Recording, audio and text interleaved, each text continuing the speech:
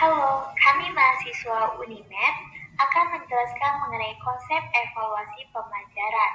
Sebelumnya perkenalkan kami dari kelompok 2 PSPM 21C yang beranggotakan. Yang pertama ada Shana Audrieta, yang kedua ada Rita Rizkita, ketiga ada Santa Riris, yang keempat ada Stefan Christopher, dan yang terakhir ada Reni Rasmika. Konsep dasar evaluasi pembelajaran.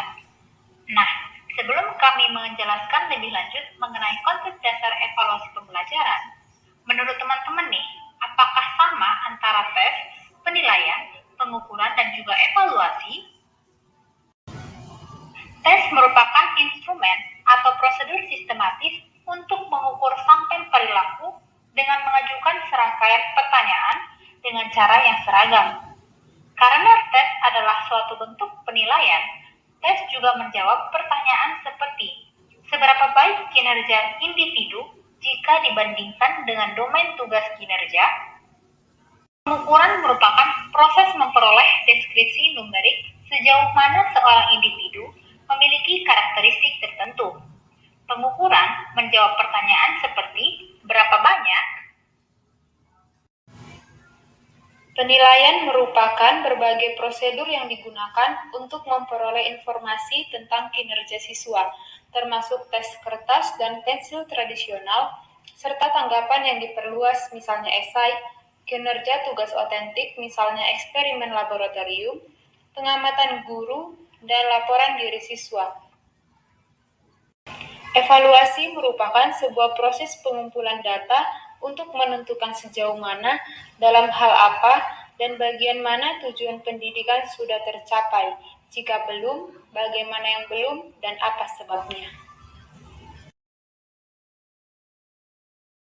Selanjutnya, ada beberapa ciri-ciri dari evaluasi. Yang pertama, dilakukan secara tidak langsung. Yang kedua, penggunaan ukuran kuantitatif. Yang ketiga, menggunakan unit-unit untuk satuan-satuan yang tetap. Dan yang terakhir, evaluasi itu bersifat relatif.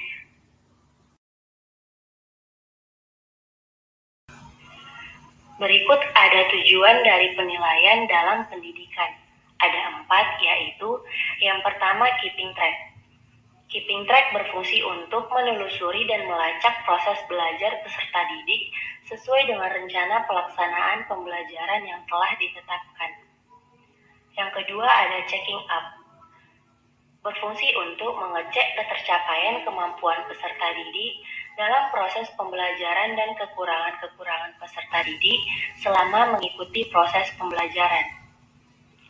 Yang ketiga ada finding out, yang berfungsi untuk mencari, menemukan dan mendeteksi kekurangan, kesalahan, atau kelemahan peserta didik dalam proses pembelajaran sehingga guru dapat dengan cepat mencari alternatif solusinya.